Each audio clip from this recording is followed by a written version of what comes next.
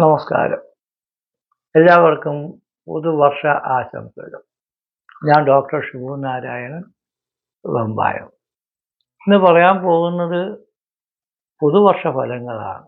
നമ്മുടെ മലയാളം ചിങ്ങമാസം 1-ാം തീയതി മുതൽ അടുത്ത കർക്കിടക മാസം വരെയുള്ള ഫലത്തെയാണ്. പുണർതം നക്ഷത്രക്കാരുടെ ഫലമാണ് പറയാൻ പോകുന്നത്.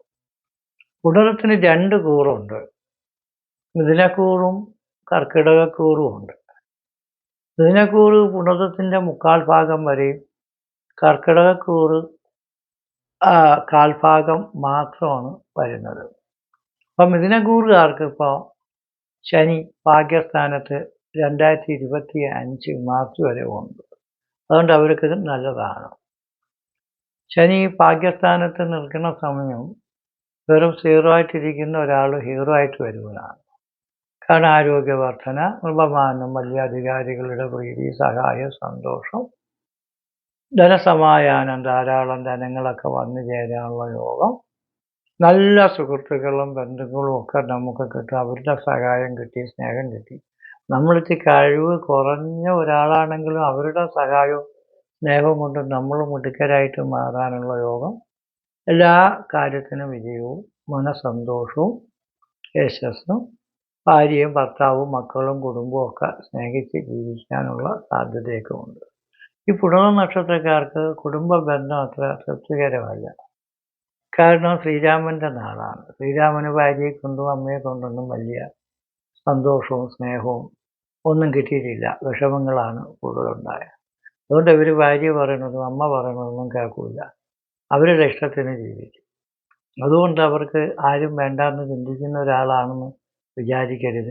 ഒരുപാട് നാട്ടിലും സമൂഹത്തിലും കുടുംബത്തിലും ഒരുപാട് സ്നേഹങ്ങളും ഒരുപാട് ബന്ധങ്ങളും ഉണ്ട്. പക്ഷേ ഇവരെ കൊണ്ട് അമ്മയുടെ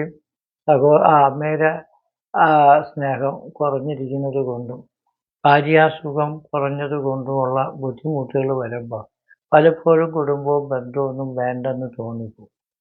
അങ്ങനെ പലവർക്കും ഇടയ്ക്കിടയ്ക്ക് സ്ത്രീകളാണെങ്കിലും പുരുഷന്മാരായിരുന്നാലും ഈ കല്യാണവും ജീവിതവും ബന്ധമൊന്നും വേണ്ടാന്ന്. എന്തെന്ന് വെച്ചാൽ അയാൾക്ക് സ്നേഹമില്ല, അവൾക്ക് സ്നേഹമില്ല എന്നൊക്കെ. നിങ്ങൾക്ക് സ്നേഹം കിട്ടാൻ നിങ്ങൾ സ്നേഹം കൊടുത്താലേ സ്നേഹം കിട്ടും. അപ്പോൾ വീട്ടിലുള്ളവരെ സ്നേഹിച്ച കുടുംബ ബന്ധങ്ങൾ സന്തോഷവും സമൃദ്ധിയാവും. നാട്ടുകാരെ സ്നേഹിച്ച കുടുംബ ബന്ധങ്ങൾക്ക് പരാജയവും വിഷമവും വരും. അപ്പോൾ നിങ്ങൾ തന്നെ സ്നേഹിച്ച് ജീവിക്കാൻ വളരെ പരിശ്രമിച്ചാലേ പറ്റൂ. കാരണം ഇവരാര് പറയണതും കേൾക്കില്ല. അച്ഛൻ പറയണതും അമ്മച്ചി പറയണതും ബന്ധുക്കൾ പറയണതെന്ന് അവർ കേൾക്കില്ല. അവരുടെ ഇഷ്ടവും താല്പര്യവും അനുസരിച്ച് ജീവിക്കുന്നവരാണ്. അപ്പോൾ ഈ ശനി ഭാഗ്യസ്ഥാനത്ത് നിൽക്കുന്നത് കൊണ്ട് എല്ലാ കാര്യത്തിനും വിജയവും മനസ്സന്തോഷം, യശസ്, സന്താനങ്ങൾക്ക് ഐശ്വര്യം, കുടുംബ ഐശ്വര്യങ്ങൾ, വിദ്യാനേട്ടങ്ങൾ, കലാരംഗങ്ങൾ, രാഷ്ട്രീയ രംഗങ്ങൾ, പൊതുപ്രവർത്തന രംഗങ്ങൾ, ഏജൻസി, ബിസിനസ് എല്ലാത്തിലും ഒരു പുരോഗതി കിട്ടുന്ന സമയമാണ് ശനി മിഥുനം രാശിക്കൂറുകാർക്ക് ഭാഗ്യസ്ഥാനത്ത് സഞ്ചരിക്കുന്നു. അത് 2025 മാർച്ചിന് മിഥുനത്തിൽ നിന്ന് മാറി 2025 മാർച്ച് മാസം മിഥുനക്കൂറുകാർക്ക് ശനി ഭാഗ്യസ്ഥാനത്ത് നിന്ന് മാറി കർമ്മസ്ഥാനത്ത് വരും. അപ്പോൾ കർമ്മസ്ഥാനത്ത് വരുമ്പോഴാണ് ഓടിക്കൊണ്ടിരുന്ന വണ്ടി അങ്ങ് നിന്ന് പോയതുപോലെ എല്ലാം നിന്ന് പോകുന്നത്.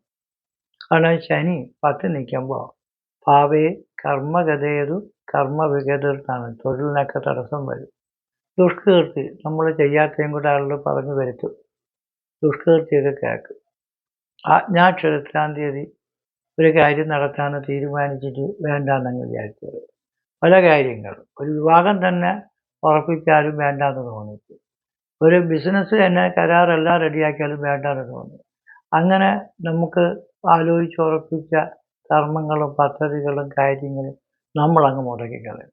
വിനാശന നാശനഷ്ടങ്ങളും രോഗങ്ങളും റോഷണം, എരിയ, കത്തുക എന്നൊക്കെയാണ്. അപ്പോൾ തീ, കറണ്ട്, ഇടിമിന്നൽ ഇതൊക്കെ കൊണ്ടുള്ള ആപത്തുകളുണ്ട്. നിങ്ങൾക്ക് പ്രാർത്ഥിച്ച് ദോഷമൊക്കെ തീർക്കാനുള്ള പരിഹാരങ്ങൾ ചെയ്യണം. ഇപ്പോൾ ഉരുൾപൊട്ടൽ, ഇടിമിന്നൽ, പ്രളയം ഇതൊക്കെ ജ്യോത്സ്യന്മാരുണ്ടായി ആളിന് ആപത്തുണ്ടാകുമെന്ന് പറയുമ്പോൾ നിങ്ങൾക്ക് വിഷമവും തോന്നും, നമ്മളോട് വിരോധവും തോന്നും.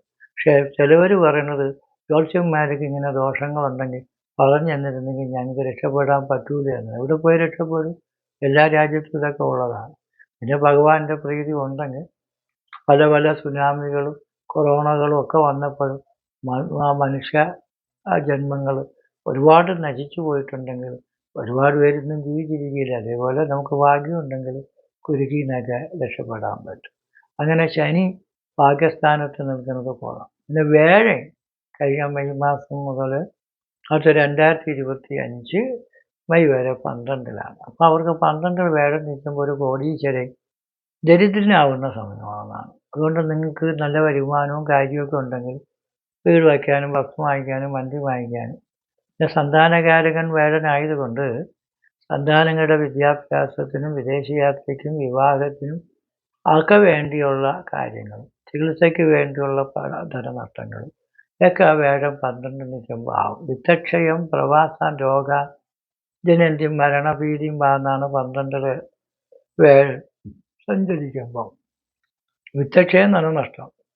പ്രവാസികളെന്ന് വെച്ചാൽ നാടും വീടും വിട്ട് പോയ ആൾ പ്രവാസി. അപ്പോൾ നമ്മളൊരു രാജ്യത്ത് നിൽക്കുകയാണ്, അല്ലെങ്കിൽ ഒരു നാട്ടിൽ നിൽക്കുകയാണ്, അവിടുന്ന് വേറെ രാജ്യത്ത് പോകാനും വേറെ സ്ഥലത്ത് പോകണം നമുക്ക് തോന്നും. അങ്ങനെ പോണതിൽ കുഴപ്പമൊന്നുമില്ല, ഉറച്ചു നിൽക്കുക, അല്ലെങ്കിൽ ഇവിടെ ഇല്ല അവിടെ ഇല്ലാതായിപ്പോകും. അതേപോലെ ജോലി കളഞ്ഞിട്ടും പോകാൻ പാടില്ല. രോഗങ്ങളും മരണഭീതി, മരണഭയം എന്ന് പറയുന്നത് നമുക്കുണ്ടാകുന്ന അസുഖങ്ങൾ മാത്രമല്ല, അപകടങ്ങൾ. വണ്ടിയൊക്കെ ഓട്ടിക്കണം, സൂക്ഷിക്കണം. പ്രകൃതി ദുരന്തങ്ങളെ സൂക്ഷിക്കണമെന്ന് പറയുന്നത് എങ്ങനെയാണെന്ന് മനസ്സിലാവുന്നില്ല. എങ്കിലും ജപവും തപവും കാര്യമൊക്കെ നടത്തി ആര് മരിച്ചാലും നമ്മളെ ബന്ധുക്കളെ പോലെ തന്നെ നാട്ടിൽ കിടക്കുന്ന ദുരന്തങ്ങളൊക്കെ നമുക്ക് വിഷമം ഉണ്ടാക്കുന്നത് തന്നെ. പക്ഷെ എങ്കിലും ദുരന്തങ്ങളും പ്രകൃതി ദുരന്തങ്ങളും ഒരിക്കലും അവസാനിക്കുന്നില്ല. അത് സർക്കാരിന് ഒരു കാരണവശാലും ഇതിനെ നിയന്ത്രിക്കാൻ പറ്റിയില്ല. എങ്ങനെ പറ്റും? അപ്പോൾ അതുകൊണ്ട് ഏത് സ്ഥലത്തും പോകുമ്പോൾ പ്രളയമൊക്കെ ഉണ്ടാകും. ഭാഗ്യം കൊണ്ട് നമുക്ക് രക്ഷപ്പെടാൻ പറ്റുമെങ്കിൽ പ്രാർത്ഥനയും ജപവും ഒക്കെ നടത്തണം. അങ്ങനെ നമുക്ക് മീനക്കൂറുകാർക്ക് വേഴം 12 നിൽക്കണമെങ്കിൽ ശനിയുടെ ഭാഗ്യം കൊണ്ട് നമുക്ക് ഈ വർഷം മധ്യ മുക്കാൽ ഭാഗം വരെ കൊള്ളാം. അവസാന ഘട്ടമാണ് നമുക്ക് ഈ 2025 മെയ് കഴിയുമ്പോൾ വേഴൻ 12-ൽ നിന്ന് മാറി മിഥുനക്കൂറുകാർക്ക് 1-ൽ വരും. ആ കാലം തൊട്ട് 2 വർഷം നല്ലതാണ്. വേഴൻ 1-ലും 2-ലും നിൽക്കുന്ന സമയം സുഖസ്ഥിതി, ജയ, ആരോഗ്യാർത്ഥ സമ്പത്ത്, സുഖസ്ഥിതി കിട്ടും, ജയം കിട്ടും, ആരോഗ്യം കിട്ടും, അർത്ഥ സമ്പത്തുകൾ കിട്ടും, കൃത്യ കിട്ടും. വിശേഷ ലബ്ധി എന്ന് വെച്ചാൽ കാശും സ്വാധീനം കൊണ്ട് ഒരിക്കലും നേടാൻ പറ്റാത്തതും ദൈവീകം കൊണ്ടും ഭാഗ്യം കൊണ്ടും വന്നു വരുന്ന വീടും വസ്തുവും കെട്ടിടവും വാഹനവും ഒക്കെ കിട്ടും. നിങ്ങളെ കടങ്ങൾ മാറി കിട്ടും, കലഹങ്ങൾ മാറി കിട്ടും, വിഷമങ്ങൾ മാറി കിട്ടും. നമ്മൾ സീറോയിൽ നിന്നും ഹീറോ ആയിട്ട് വരും. എന്നാൽ കർക്കിടകക്കൂറ് പുണർക്കാർക്ക് ഇപ്പോൾ വളരെ മോശമാണ്. 2025 മാർച്ച് മാസം വരെ മരണസ്ഥാനത്ത് ശനി സഞ്ചരിക്കുന്ന അഷ്ടമ ശനി എന്ന് പറയുന്ന വലിയ ഗ്രഹപ്പതയുണ്ട്. അപ്പോൾ ഈ വർഷത്തിൻ്റെ മുക്കാൽ ഭാഗം വരെ, അടുത്ത മാർച്ച് മാസം വരെ നമ്മൾ വളരെ സൂക്ഷിക്കണം. 8-ൻ്റെ പണി എന്ന് വെച്ചാൽ ജാതം വിഫലം നഷ്ടവികലോ തത്രോ അതികഷ്ടോ അഷ്ടമഹാണ്. ജാതം വിഫലം എന്ന് വെച്ചാൽ നമ്മളെ പ്രായം കൊണ്ടും അധ്വാനം കൊണ്ടും പരിശ്രമം കൊണ്ടും കിട്ടേണ്ടുന്ന ഒരു ഗുണങ്ങളും നമുക്ക് കിട്ടാതിരിക്കും. ഈ നഷ്ടം കയ്യിരുന്നത് പോവും, കിട്ടാനുള്ളത് കിട്ടൂല, തരാനുള്ളത് തരൂല, കടവും കൂടെ ആവും. ഈ കല ഐശ്വര്യ പൂർത്തിക്കും മംഗളം. തത്രോ അതികഷ്ടവും അഷ്ടമ, വളരെ കഷ്ടമാണ് അഷ്ടമം. കൂടാതെ വിത്തക്ഷയം പ്രവാസാൻ രോഗാഞ്ജനി മരണഭീതിമാനാണ്. ശനിയും വേഴനും ഒക്കെ 8-ലും 12-ലും ഒക്കെ നിൽക്കുമ്പോൾ ധനനഷ്ടം, രോഗങ്ങൾ, സർജറികൾ, മരണഭയം വരെ, മരിച്ചു വരെ പോകാൻ യോഗമുള്ള സമയമാണെന്നാണ് ശനി 8 സഞ്ചരിക്കുമ്പോൾ പറയുന്നത്. അതുകൊണ്ട് മൃത്യുഞ്ജോമം, നവഗ്രഹ പൂജ, ഐശ്വര്യ പൂജ ഇതൊക്കെ ചെയ്യണം.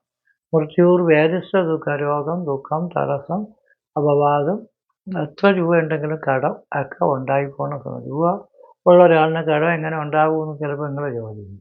കാരണം നമ്മൾ കുറച്ച് പൈസ ഇരുന്നത് ഭൂമി വാങ്ങിച്ചു, അതിന് ചിലപ്പോൾ ലോൺ എടുത്തിട്ടുണ്ടെങ്കിൽ അതിൻ്റെ കടം നമുക്കുണ്ടാകും. ഭൂമി നേട്ടവും ലോണ് കോട്ടവും. അപ്പം അങ്ങനെയൊക്കെയുള്ള സാമ്പത്തിക കുരുക്കുകൾ നമ്മളെ ബാധിച്ചുകൊണ്ടിരിക്കും. അതുകൊണ്ട് ശനി 8 നിൽക്കുന്നവർ വർഷം തോറും ഓരോ മൃത്യുഞ്ജോമം, മാസം തോറും മൃത്യുഞ്ജയാർച്ചന, ശിവഭജനം, വാഹനങ്ങളൊക്കെ ഓട്ടിക്കാതിരുന്നാൽ നല്ലത്. ഓട്ടിക്കണമെങ്കിൽ വളരെ നിയമപരമായിട്ട് ശ്രദ്ധയോടുകൂടി ഓട്ടിക്കാൻ പറ്റുമെങ്കിൽ മാത്രം. ഈ ആളുകളോട് സന്ധി സംഭാഷണത്തിൽ നിന്നും പോകല്ല. അടിയും വഴക്കൊക്കെ ഉണ്ടായി വധശ്രമങ്ങൾ വരെ ഉണ്ടാകുന്ന സമയമാണ്, കൊല്ലാൻ വരെ ആൾ ശ്രമിക്കുന്ന സമയമാണ്. അപ്പോൾ അതുകൊണ്ട് അപവാദവും വിരോധവും കലവും കഴിഞ്ഞ 30 കൊല്ലം കൊണ്ടുണ്ടാക്കിയത് ഈ 3 കൊല്ലം കൊണ്ട് പോയല്ലോ എന്ന് വിചാരിക്കുന്ന സമയമാണ് കർക്കിടകം രാശി കൂടുതലാൾക്ക് ഗുണപത്രം. അപ്പം മരിക്കണമെന്ന് വരെ തോന്നും. അത് സൂക്ഷിക്കുക. എന്നാൽ നമുക്ക് വലിയ ഒരു ആശ്വാസം എന്ന് പറയുന്നത് കഴിഞ്ഞ മെയ് മാസം മുതൽ 2025 മെയ് വരെ വേഴം 11 നിൽപ്പുണ്ട്. വലിയൊരു ഗ്രഹപ്പിഴയുടെ കൂട്ടത്തിൽ ഏറ്റവും നല്ലൊരു അനുഗ്രഹമായ ഒരു ഗുണം വേഴം 11 നിൽക്കും. 11 വേഴം നിൽക്കുമ്പോൾ ജോലിയും പൈസയും അധികാരവും ഒക്കെ കിട്ടും. വിവാഹം, സമ്പത്ത്, സൗഭാഗ്യമൊക്കെ കിട്ടും. പക്ഷേ ഈ വലിയ കുരുക്കുള്ളത് കൊണ്ട് കുടുംബകലഹങ്ങൾ ഉണ്ടാക്കി ബന്ധങ്ങൾ തെറിച്ചുപോകാതെ സൂക്ഷിക്കണം. നിലവിലുള്ള ജോലിയും പൈസയും അധികാരവും തൊഴിലും ബിസിനസ്സും ഒക്കെ നിലനിർത്താൻ നമ്മൾ ശ്രമിക്കണം. ശനിയിലെല്ലാം കളഞ്ഞിട്ട് വേറെ എങ്ങോട്ടെങ്കിലും ചാടി മാറി പോകാമെന്ന് തോന്നും. അത് ചെയ്യരുത്. പിന്നെ നല്ല ആത്മീയവും ദൈവികമൊക്കെ ഉള്ള ആളാണ്. അച്ഛൻ്റെ പ്രീതി, സഹോദരങ്ങളുടെ പ്രീതി, സഹായമൊക്കെ ഈ നാളുകാർക്ക് കൂടുതൽ കിട്ടും. എന്തെങ്കിലും ബുദ്ധിമുട്ടുണ്ടെങ്കിൽ അച്ഛനെ, സഹോദരങ്ങളെ പറഞ്ഞാൽ അവർ നിങ്ങൾക്ക് വേണ്ട സഹായങ്ങൾ ചെയ്യും. കാരണം അച്ഛനാണല്ലോ രാമനും രാജ്യവും ഭരണവും ചെങ്കോലും കിരീടവും ഒക്കെ കൊടുത്ത് രാജാവാക്കിയത്. യുവരാജാവായിട്ട് ലക്ഷ്മണനെ ആക്കിയത്. അപ്പോൾ അച്ഛൻ്റെ ഭാഗത്ത് നിന്ന് കുഴപ്പമില്ല. വനത്തിൽ പോയപ്പോഴും സഹായിച്ചത് ലക്ഷ്മണനാണ്, സഹോദരനാണ്. അതുകൊണ്ട് ലക്ഷ്മണനും ഭരതനും ഒക്കെ സഹായിക്കാൻ വന്നതുകൊണ്ട് സഹോദരങ്ങളുടെ പ്രീതിയും കിട്ടും. അപ്പം നിങ്ങൾക്ക് ആരുമില്ല, ഒന്നുമില്ല എന്നുള്ള വിഷമം വേണ്ട. നിങ്ങൾക്ക് എല്ലാവരുടെയും പ്രീതി സഹായമുണ്ട്. പക്ഷെ നിങ്ങൾക്ക് അവരുടെ ആരുടെയും സ്നേഹവും വേണ്ട, സഹായവും വേണ്ട, എൻ്റെ കാര്യം ഞാൻ നോക്കിക്കോളാം എന്നുള്ള ചിന്ത നിങ്ങൾ കുറച്ച് മാറ്റിയെടുത്താൽ നിങ്ങൾക്ക് എല്ലാ സന്തോഷവും കിട്ടും. നിങ്ങൾക്ക് ജാതകം ഒന്ന് പരിശോധിച്ച് നോക്കണം. ജാതകത്തിൽ ജനനത്തീയതി, ജനിതസമയം, ജനിച്ച ജില്ല, പേര്, നാളൊക്കെ വെച്ച് കറക്റ്റായിട്ട് നോക്കുമ്പോൾ നമുക്കതിൻ്റെ ദശാകാലങ്ങളും ഗുണദോഷങ്ങളും അറിയാൻ പറ്റും. ഗുണമുണ്ടെങ്കിൽ സന്തോഷിച്ച് നമുക്ക് ജീവിക്കാം. ദോഷമുണ്ടെങ്കിൽ പരിഹാരം ചെയ്താൽ നിങ്ങൾക്ക് എല്ലാ വിനകളും മാറിക്കിട്ടും.